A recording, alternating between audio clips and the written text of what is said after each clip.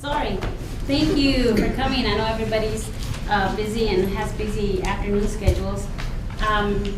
It was my first international research conference, and it was, first thing getting there was mind-boggling because it took us forever to get there. But once we were there, just being around all those educated, wonderful men and women, everybody working for a common goal to advance healthcare. We got to present a poster, and the topic was, should insulin be withheld when nothing by mouth is ordered in patients who require insulin? I was the co-author with Elaine. She was the main author, and we stood at our poster and we had a great outcome. Everybody was interested in knowing what Texas was doing, and they wanted to know how we were going to do it so they could do it in their country, because like ourselves, we have this issue trying to get this implemented, and they're having the same issue. It was mind-boggling that that they're having the same issues we are having, and no matter what country it was, oh, well, what are you doing about that? Oh, and how do you go about that? So it was interesting to hear and what they're doing in their institutions. I also got to view a lot of presentations, and I noticed that a lot of the presenters were doctorate prepared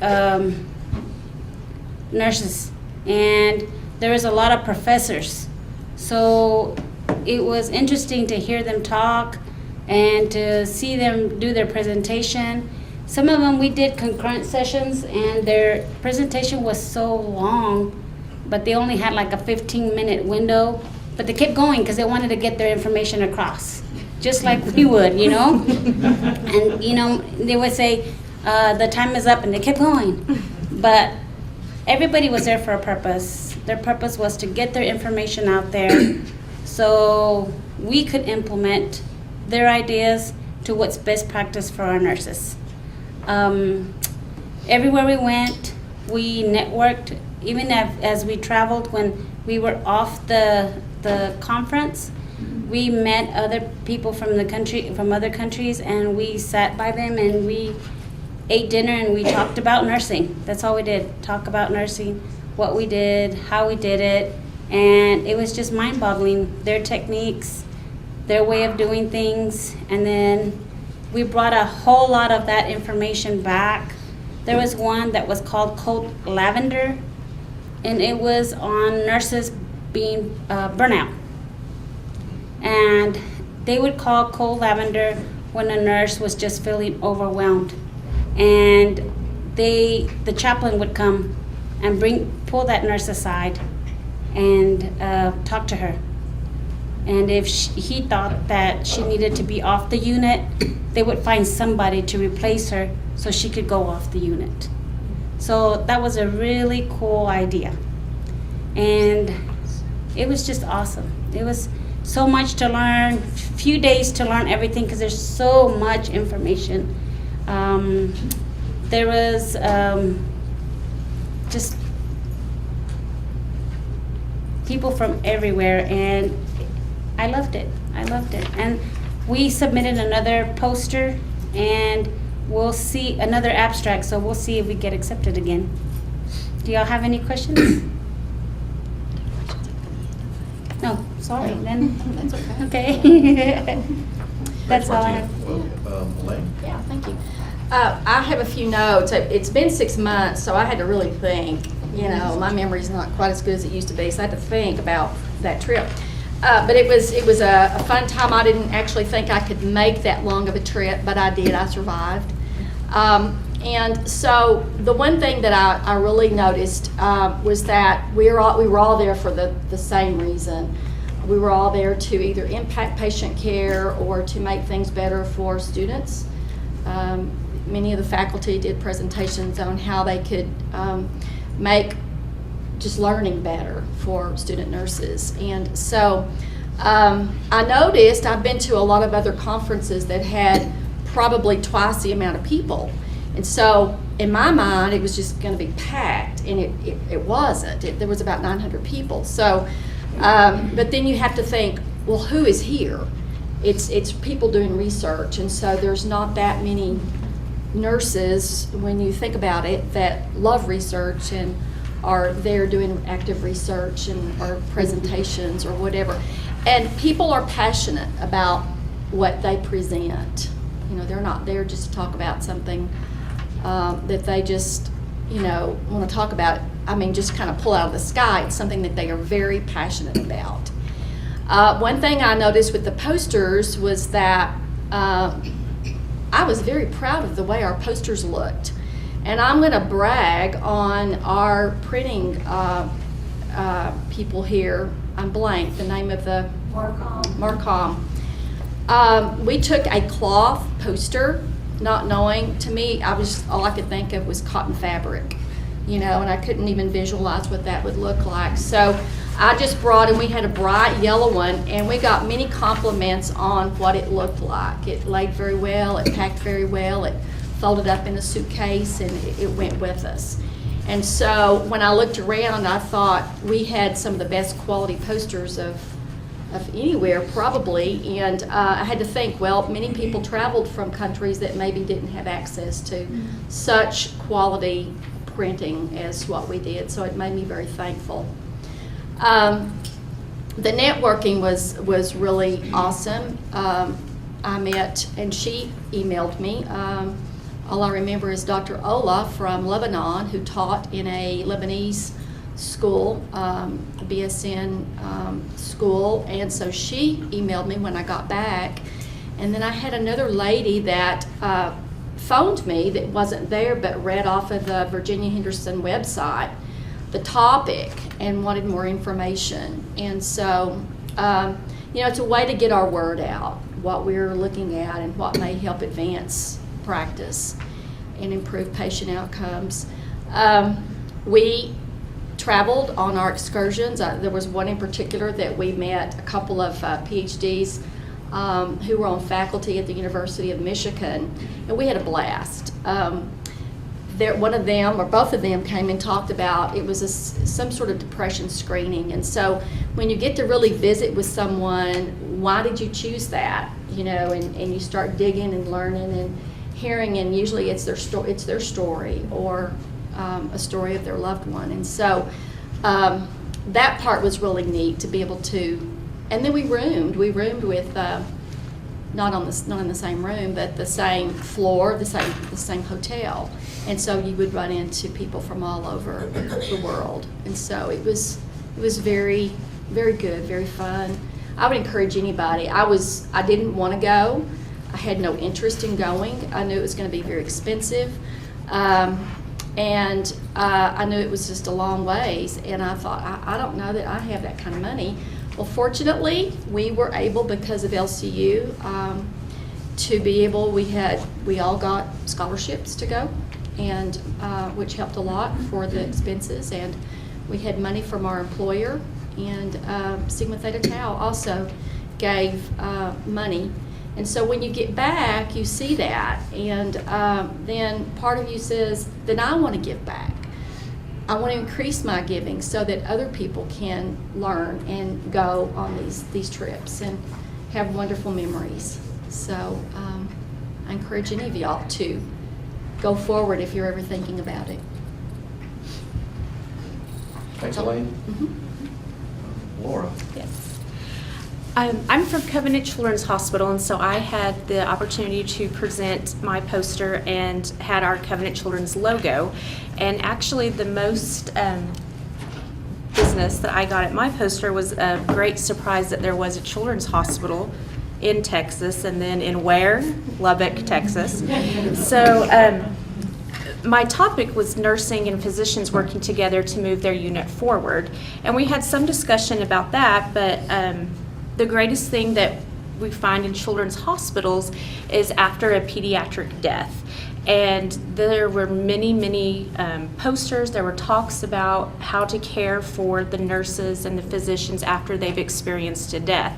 And there's great research. It shows how much that it causes burnout for nurses. It causes absenteeism afterwards.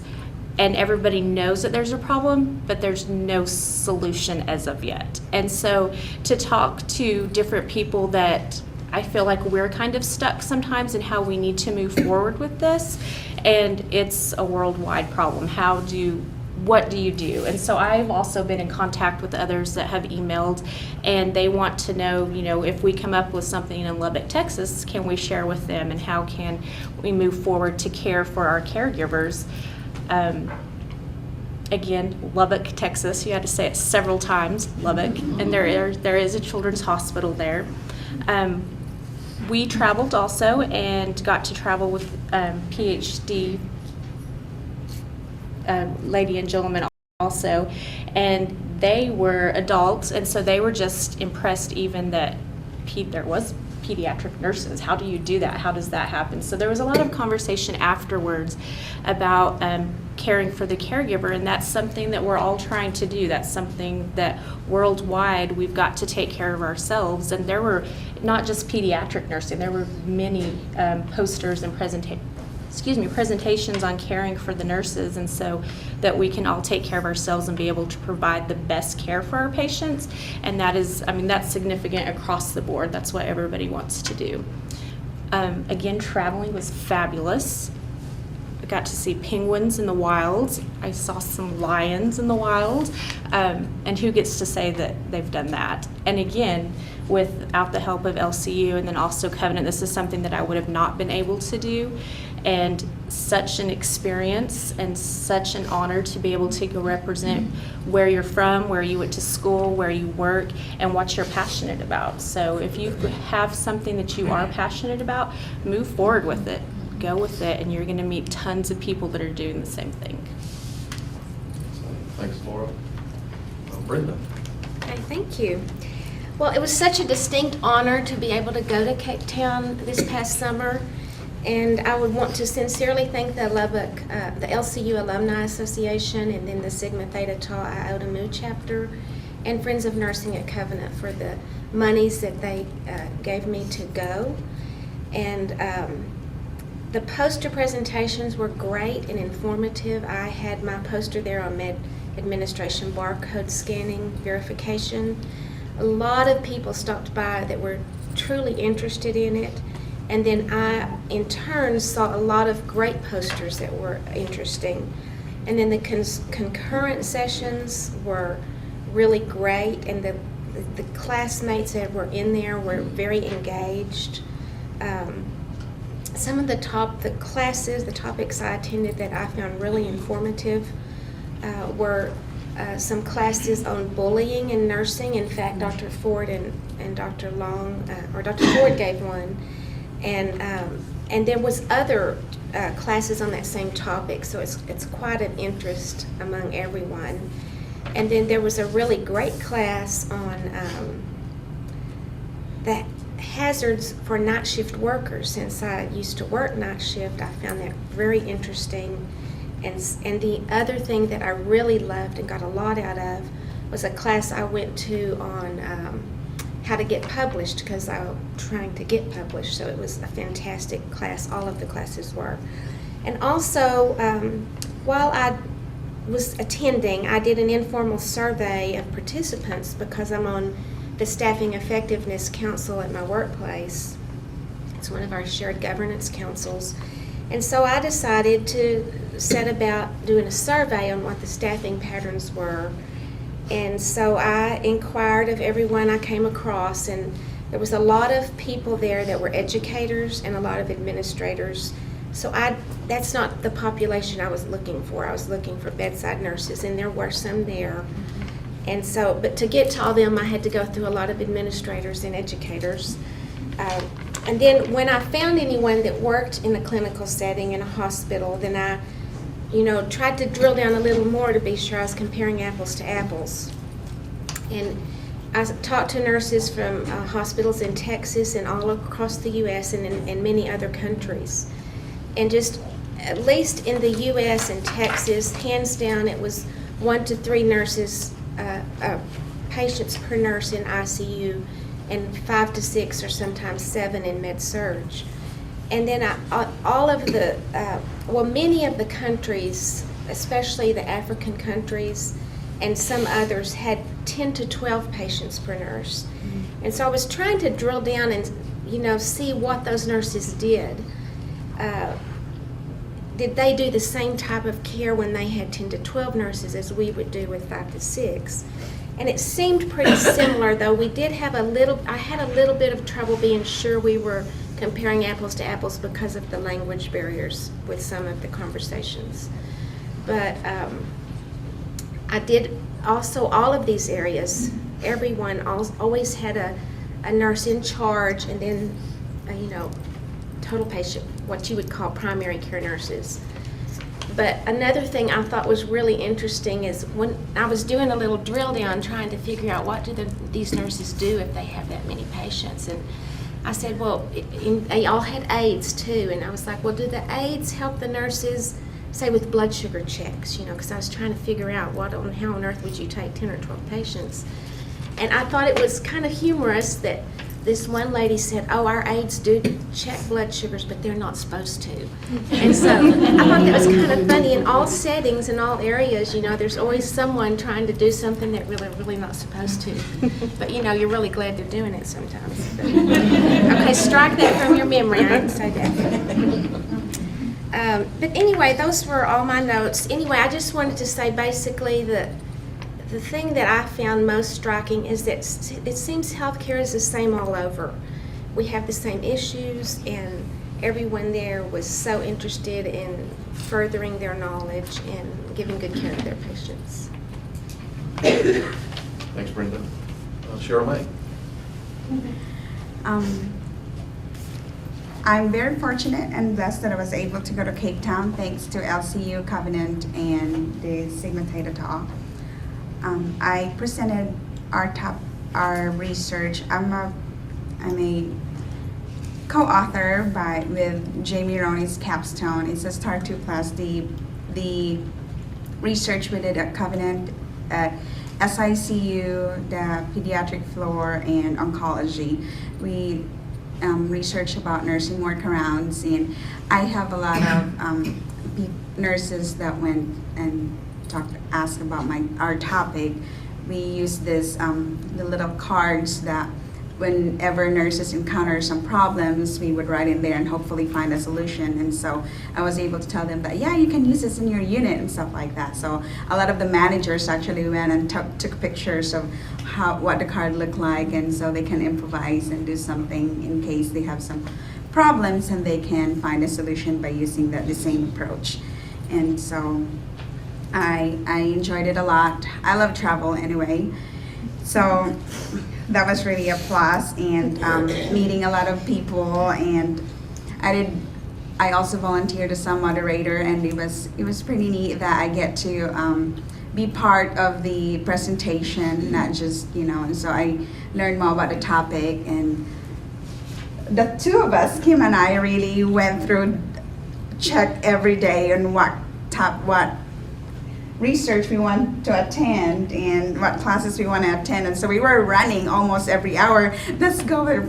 That's first floor, that's second floor, that's third floor, and Laura too. So we did learn a lot. And yes, like everyone said, across the board, we encounter the same problems, and it's just really neat to find out that we do have a voice. A lot of people would say, oh, I don't want to do research because, what's going to happen? It's just research, but it does make a difference. So if you're really passionate about something, do research. I used to really don't like it. Dr. Ford knows when I was taking my MSN, and I would I'm going to drop the class because I don't like research. And she was so patient with me. Cheryl, you can do it. And attending the conference, it really made a difference, and I really want to continue my education because of that. And I also found out a neat thing about Cape Town. It's really beautiful, and it's not like what you see in pictures or in movies about Africa. But also in Cape Town, we saw the hospital that was they did the world's first heart transplant, the Groot Schuur Hospital.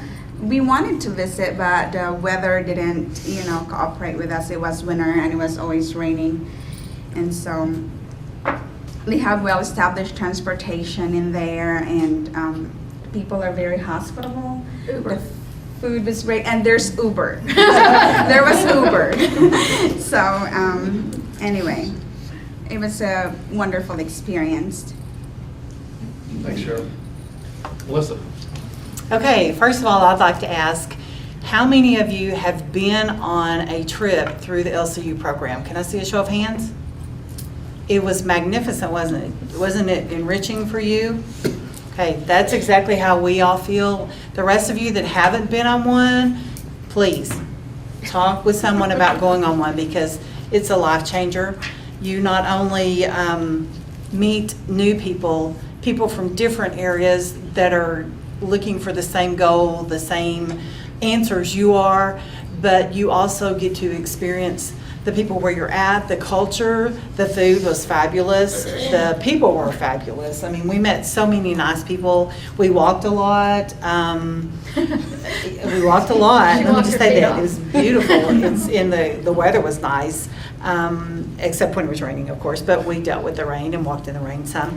But I think for me, just getting to go there was just fabulous. I mean, it was a long trip to get there, and we had a lot of do this and do that to get there, with a lot of help from the LCU Alumni Association, and then Sigma Theta Tau also made a great donation towards our trip, as everyone has told you about. But getting to present our research was fabulous, but getting to talk to others about their research and pick these people that are very knowledgeable, pick their brains per se, find out what they're doing different than we are, so that maybe we can bring something back and maybe apply it to our practice. And I think that was the biggest thing for me. One thing Hester Klopper said was in her class was that we're trying to give back the dignity to the patient and make care equal across the board, so that it's not just in America that we have these things. We have state-of-the-art equipment and things, and they don't have that in South Africa. They don't have state-of-the-art equipment. I talked with one lady in her class. She did one on neonatal resuscitation. Well, I'm a neonatal nurse, and so that's my thing. I know all about that. And I was like, you use what? Or you don't have this? I was really surprised. And so we were able to communicate and talk to each other, and we email and try to find some things that maybe, I can help her find a way to get, or maybe she can teach me something that we don't do that's an old style thing, but yet it's very, very usable and very workable. Evidence-based practice was another thing that we went to classes on that, and research is where it's at in evidence-based practice. I don't know, it was a fabulous trip, it was, and I encourage you to go. Find the way to get the money and go, every one of you. It's fabulous. Do research. Yeah, do research. Thanks, Melissa. And we'll finish up with Kim. Well, I don't know that I can add anything to anything that they said. It was an awesome trip. When I first heard South Africa, I was like, South Africa? What's in South Africa, But it was beautiful there. It was absolutely gorgeous in its own special way. You look out and it's kind of like going between, maybe like around Roswell or something, where it's just like flat and looks like mesquite bushes out there, But it wasn't mesquite. They're like succulents. When you get up close to them, they're gorgeous plants. And we got to go on our little excursions. We got to go down to the Cape of Good Hope, where it's where the Indian Ocean and the Atlantic Ocean meet. And we got to see the penguins, and we got to see just amazing things. And we went on a safari. I think we all went on a safari. Saw the elephants and the zebras and the giraffes, and it was an amazing trip. But to me, I was intrigued, and I'm always intrigued by the culture of the people around you. And I have to admit, I'm well-aged. And I grew up hearing about apartheid. And I was in high school and college and heard when Nelson Mandela finally got out of jail. And I'm dating myself a little bit, but I was I was really 2, that's it. So, anyway, so, I mean, I grew up hearing about it, but I didn't know what apartheid was until we got over there. And not even while I was there did I even know what it was until I got back. And you're looking at me like you don't know, you've never heard that word, right? Well, it's basically, since it was Martin Luther King Jr.'s birthday yesterday, it's kind of appropriate that we can bring it up, but it's basically the segregation part that happened in South Africa. And after I got back, I did a lot of research on it because, well, research, right? So, anyway, just so y'all know, I'll educate you here, apartheid was even worse than what it was in the United States, where the blacks and the whites were segregated. When in South Africa, only 20% of the population was white, okay? But they were the ruling class, and they were in charge of the entire country. And they segregated even more than we did. They had the blacks, and then they had the coloreds, and then they had the others, which was a mixture of people, which they called them something else, and I'm drawing a blank right now. So they even further segregated everybody out. And it was against the law, and you could be actually thrown in jail for a black and a white person to even go to lunch together, okay? And to communicate together, much less have a baby together, which I'm reading a book right now called Born a Crime was the name of the book, which is kind of, it's all about that. So anyway, I was very intrigued by the culture of the place. And when you walk down the street, and y'all will agree or disagree with me, and we went to grocery stores, and we went to restaurants, and we went to shops, there were no white people working there. Do y'all remember seeing any of them? There were no white people, there were only blacks. And if there was a white person working there, they were pretty much the manager or the owner or something like that. And it's still, even though it is, and the nurses that we even saw there, the nurse managers were what color? White. Well, and they had a lot of outspoken feelings about apartheid. Yes, they did. Even though it may be all kind of glossed over in their country, you could feel the undercurrents that it's really it was very still a much thing. still there. And they were talking about, when the nurse managers, we were talking at dinner one night about how, well, when there's some a black nurse and I give her a assignment and she doesn't like it, it's because she's black. And I was like, well, is it? That's what I wanted to say. Because sometimes, that feeling was still there. It was still, and this lady was closer to my age, and she said, my grandkids, they were brought up in the age of democracy, and they just have weird ideas about things and how people should intermix and stuff. And I'm like, so did you give her the wrong assignment for that reason too? So, it was very interesting to see how those undercurrents of things that happened. She said, well, we've lived in the age of democracy for 30 years. They should be over it by now. That's what she said to us. She said those words. And it was just so shocking to me that opinion was still there. And I guess we still have some of that in the United States, but it's not always quite so blatant, So, anyway, that's not have to do with nursing, but I was very intrigued by all the cultural issues that I observed just being there. And that was my very first international trip ever. And it was such an amazing opportunity to get to go and see and be immersed in that culture we stayed a little bit longer and travel around and see a lot of different things. But it was very neat to get to see that whole different culture and how their opinions were different than what they were actually showing, or vice versa. I don't know exactly how that worked, but it was very interesting. And then as far as the nursing stuff, we had a conference we went to. Forgot about that. So the conference was amazing. There were so many amazing nurses there.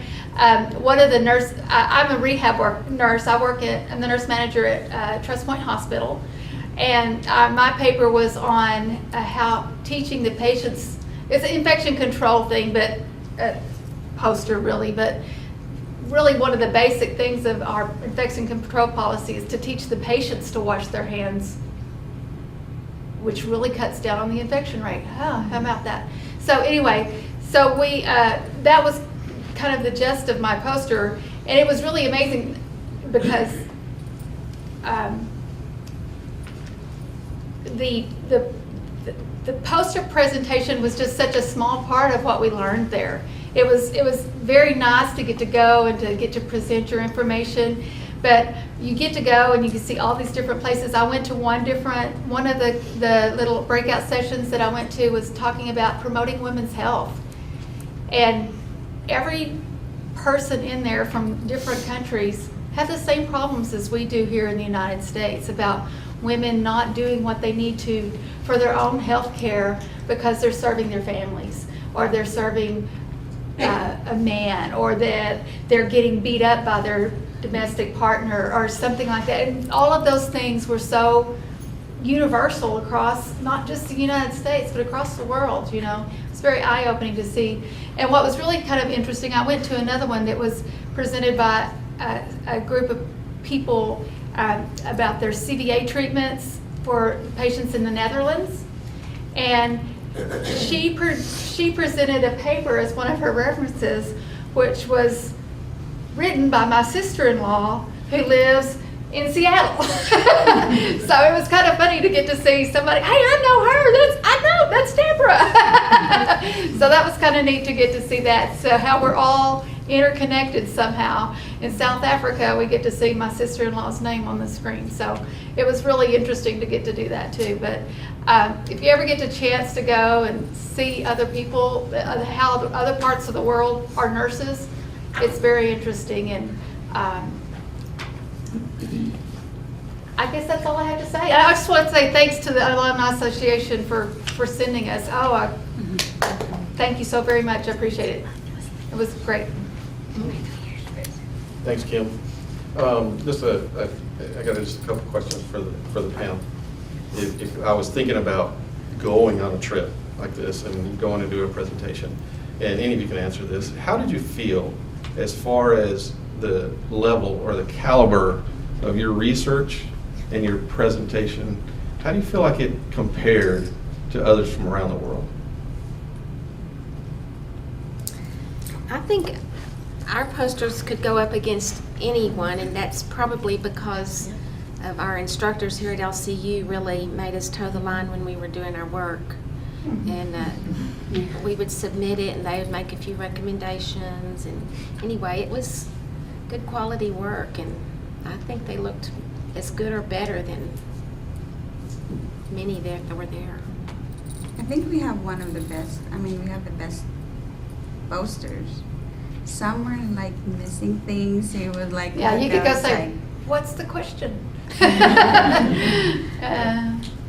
I mean, it was pretty much good work. I mean, I don't think they would accept them if they were, really bad. But, and we are a little bit maybe. It's just like when you look at our posters, it's just like everything is there. Like you can get all the information you want to see. And versus looking at some posters where you just look in there and there's nobody standing in that poster, you can't ask, and what really are they talking about? It's.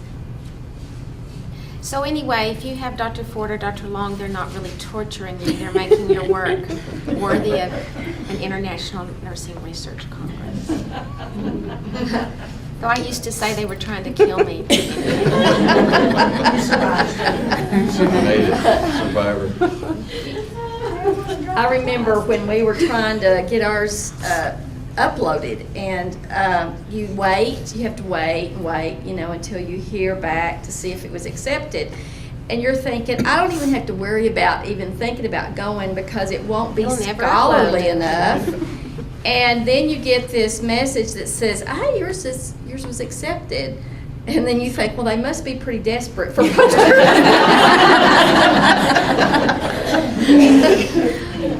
I So- guess it was Go just ahead. as good as anybody else's, yeah. I think that is the realization that you get. I remember when we went and presented in Australia, it was the same feel because you kind of have this feeling, well, we did this research, is it really pertinent? Is it the quality that you would expect, for an international conference like that? Then when you get there and present, it's like, hey, this has really got something to contribute. So I really would encourage you, if you're working on some things, or even if you're thinking about some things, go forward with it and go forward and go and present. The other question I had for you, if you were nervous, if you felt nervous about going to a conference like this, and you're doing a post presentation or even a podium presentation, if you felt nervous before that, what did you do to kind of overcome that, and how did you feel after you got back and after you actually presented your poster and your research? You had Dr. Long and Dr. Ford. They encouraged you, seriously. They Both do. Dr. Longs They did. really do. I was scared to death, I'll assure you that. But through their encouragement, I overcame that. I can't say that I really felt like I knew what I was doing going, but I knew I was going. And because they said it was going to be okay and everything, it was going to be great, I believed it. Maybe you could say blind faith, but I definitely have faith in both of them, and I encourage you, if you are taking their classes, utilize them. They are there, that's what they do. They lay the groundwork, they teach you the groundwork that you need to build and become better. Yes, I agree that our posters were great, but I think it's because of what we were taught here. They instilled in us to be better, to strive for that higher goal, to want to be sure we have everything in place. Whereas I don't know that that's what everybody else has, but that's what I got from both Dr. Long and Dr. Ford in my classes here at my time at LCU. And it's such, I feel so blessed to have had them, because now I think, oh, I saw something one day that said something about a PICO question. I went, oh, I know what that is. And my husband's like, okay. Yeah, you do. Those are things you learn, all those steps, and you remember them. Now, maybe you're not aggressive in research, and that's okay, but at least when you see it, you know what they're talking about. Well, plus in every class, whether you're in research or not, every time you have to stand up and give your presentation, then they're just kind of grooming you for later when you are standing in front of a crowd at Cape Town. So. And I think practice. I mean, we're told in our classes to practice and practice. And my poor son's heard everything from asthma to, C. diff, diad. He's heard it all. But practice it. The more you talk about it, the more you feel comfortable with it, you're going to present that much better. And it really helps with the nerves when you get in front of people. And as far as nervousness about travel, before any of the any of the things I've gone on, there's always a meeting ahead of time, and then. Actually, I'm not a very good traveler, but there's Dr. Ford she almost like had a rope for like a kindergarten child for me to hold on to. Anyway, they give you support in planning your trip and during it. Any questions from the audience? I think for me, Oh, it's good. when you learn, I'm sorry, I just want to say No, this no. first, that when you really learn your levels of evidence, and you'll learn that in your master's program if you're in your master's program, but we're in also Research Academy, and so that's helping us learn. But when you really pay attention to your levels of evidence and you learn what are your highest levels, and you learn the lingo, you might not be the smartest person, the sharpest knife in the drawer, but if you can talk that and you understand where you get your information and the level, I think that puts you at the same level as anybody. And that's what I'm learning. And I had a good experience. A few months ago, we had a poster presentation in the lobby of Covenant, and we had used Dr. Stevens. It was her theoretical, her STAR model, and those of y'all that know anything about that, we have adopted that at Covenant. And so I had Dr. Stevens there. She was there to come and talk to Gosh, we had a thing at, I'm blank. I don't know what it is.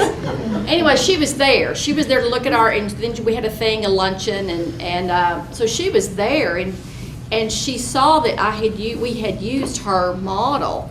And so then she began asking me all kinds of questions about the level of evidence. And so I felt and she really complimented us on, wow, you've got your levels right here. What else do you need? You just need to get it implemented. So that affirmed to me that we were doing something right. We have a good The idea. other thing is, I don't know if you are coming to this thing on February 2nd, but I think our posters are going to be up that day too, so we'd love to tell you all about our poster that night also. Of course they're coming.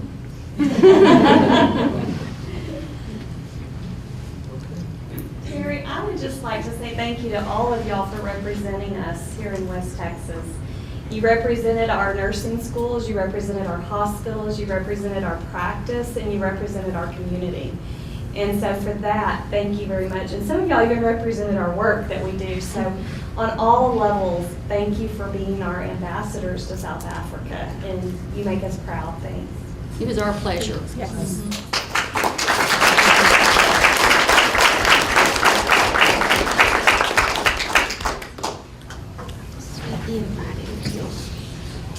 I'll have invited response from Dr. Cindy.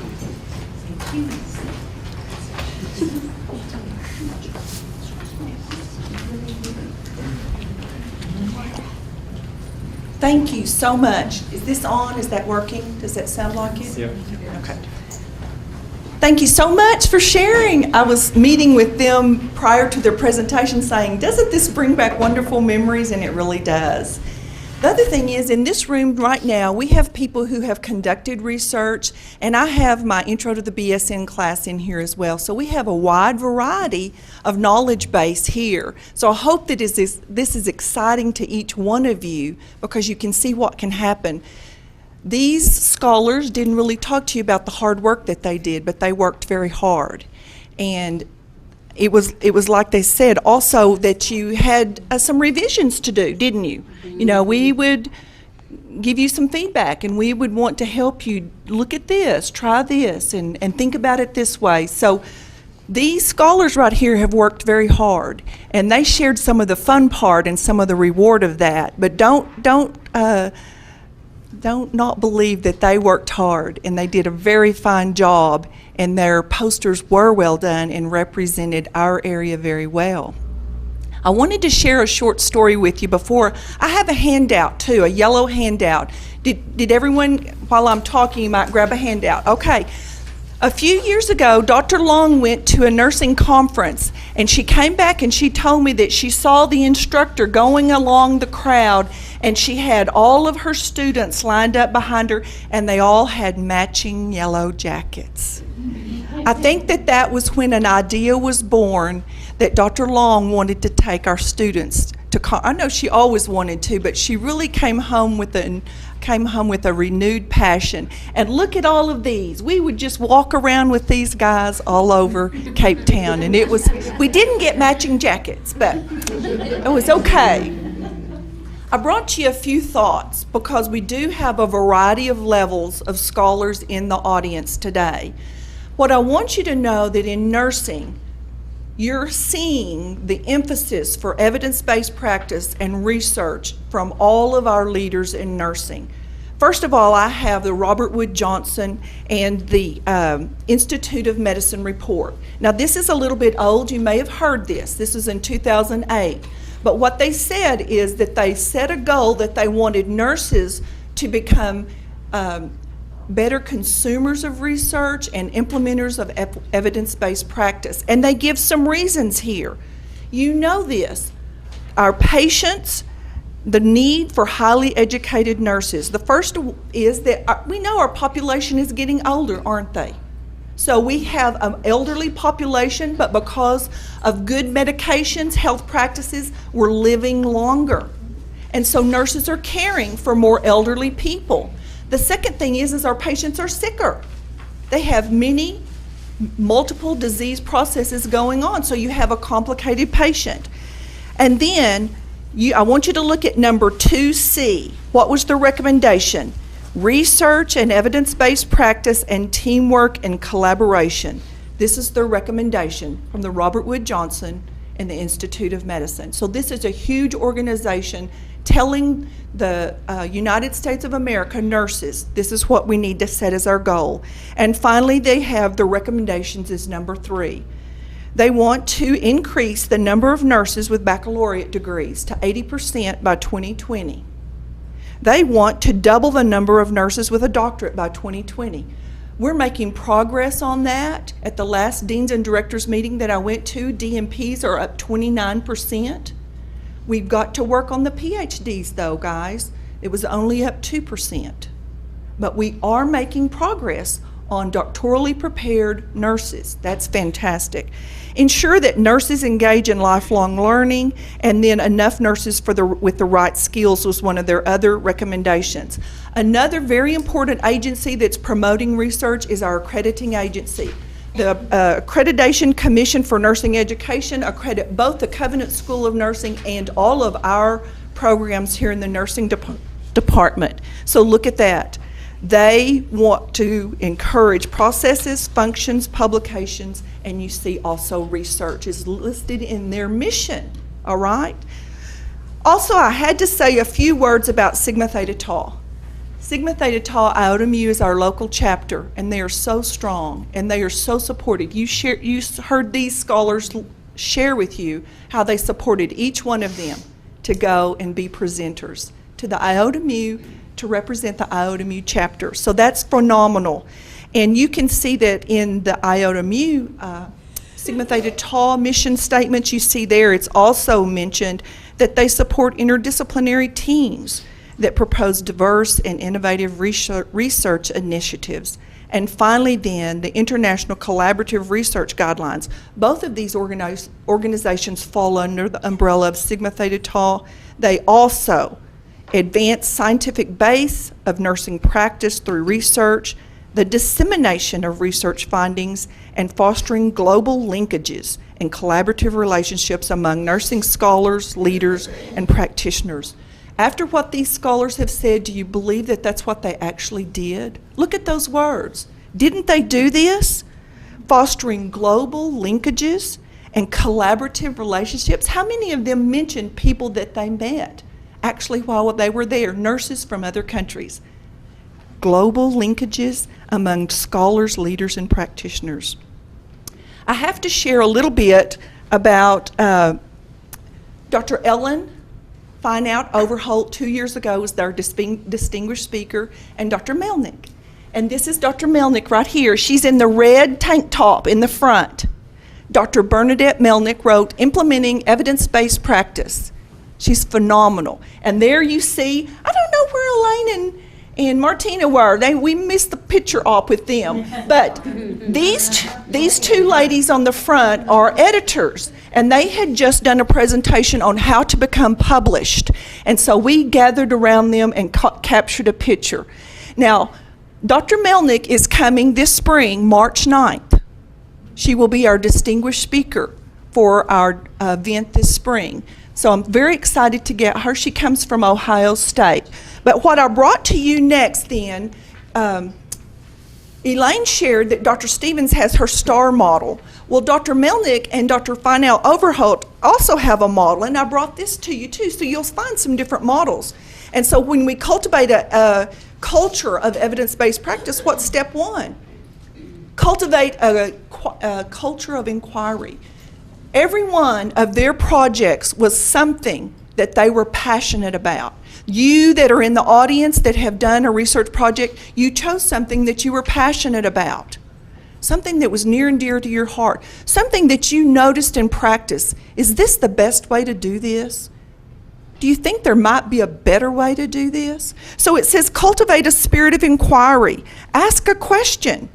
Search the literature. We've mentioned the evidence when Dr. Stevens questioned you about the level of evidence. What's out there about answering this question? I need to go find it. I want to know. Do other places in other parts of the country do this different? What is the best way to do this for our patients? You can see step 3, Step 4, integrate the evidence, evaluate the outcomes, and finally disseminate it. And that's what these scholars did. They went to another country and disseminated what they had found. We were following their guidelines well. I think that the most compelling outcome that should move us all to fully engage in evidence-based practice are the lives of our patients that we save through implementation of best practice. We have Dr. Jamie Roney in the audience, lead implementator of the sepsis protocol for Covenant, where they saw a decrease in the mortality rate of 24%. Those people's lives that they saved, that could have been your grandma, my grandma, that could be our loved ones, but we don't do it just because they're our loved ones, they're our patients. And how about then, this was a study done in the neonatal unit. CABSI study, 70 days was the longest they had been able to go without an infection, and with the implementation of evidence-based practice, they went 199 days without an infection. Fantastic. Here's another example, an hourly rounding project. Look at their outcomes. Patient satisfaction increased to 90%. Patient falls declined to 1.9 per 1,000 days. Patient call light uses decreased by 14%. And finally, there's one example of a pain assessment EBP project. 71 improvement in the pain assessment form completed. They were helping these patients to address their pain needs and helping them not to be in pain. So I think it's the voices of the patients that we help through implementation of EBP. The research that's done is how is the best way to do it. That's what I'd encourage you to remember when you're working hard and you're reading your 100th article or whatever. Remember that patient, the life that you're going to save or the improved care that you're going to give. And the last thing I would want to say is to encourage you that you can do it. Did you think you could do this before you started? No. I'm going to leave you with one quote then from Dr. Melnick and Dr. Overholt.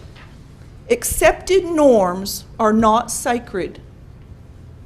Always look for ways to improve practice and always question. Think outside the box and work to improve patient outcomes. I encourage you in that. Think outside the box and ask those questions. Thank you so much for being here. I'm honored to have given the response, and I'm so proud of these on the panel. Please give them another hand.